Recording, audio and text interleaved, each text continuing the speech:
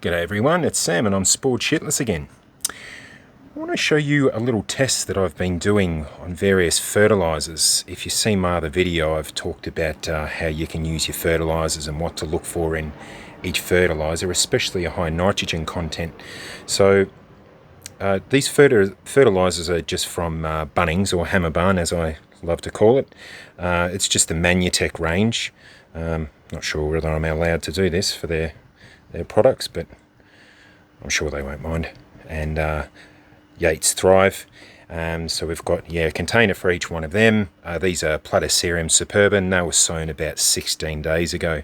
This one here, that's my own formula mix, and it didn't actually turn out as good as all the others, unfortunately. I always thought it worked. Maybe there was something else going on, but anyway, what we'll do is we'll have a look in the back at the nutrient analysis of each one.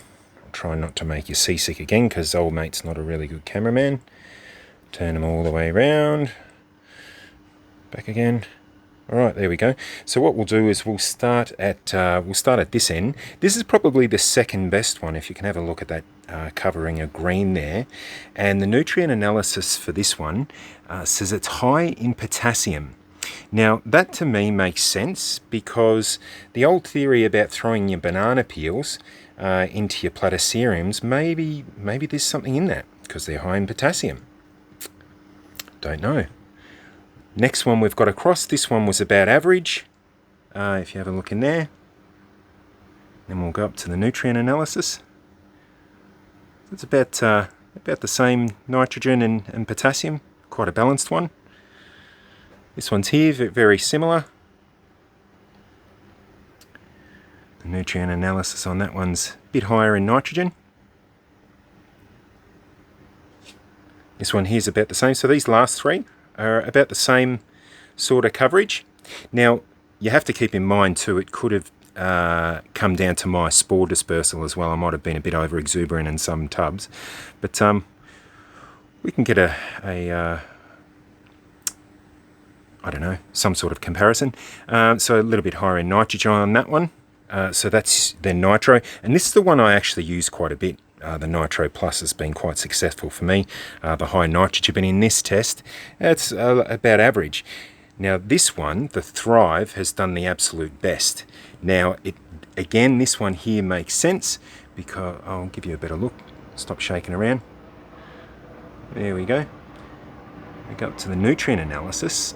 And I think I've shown you this one before, but it's got quite a high nitrogen content, 12.4. I've used straight ammonium or sulfate of ammonia that you can buy at Bunnings or Hammerbarn as well. Just 2 grams per 2 litres mixed straight in, which is really just nitrogen, and it's germinated exactly the same as this. So there you go. This is my sad attempt. Maybe I didn't put enough spores in there. That's the excuse I'm making anyway.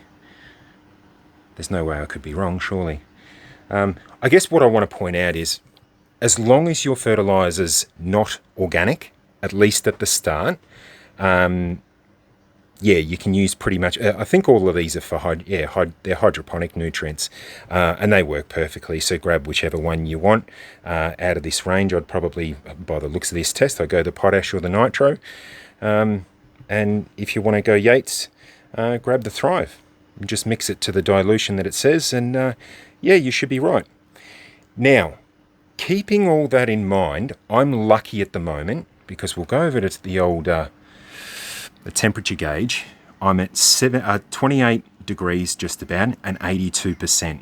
I'm in the ideal conditions. That's why these have germinated within 2 weeks. So don't be disheartened if you do your containers and they take longer, twice or 3 times as long. It all depends on your temperature of where you're growing them. So in winter, say if you're 18 degrees, I wouldn't even try under 18 degrees. It's just not worth it.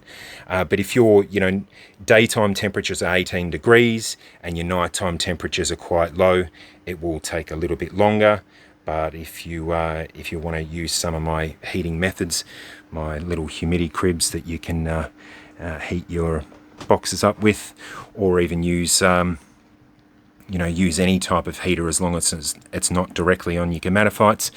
You should speed it along. But yeah, there you go. There's a bit of a comparison for you, and I don't know, think of some other videos to do for you guys.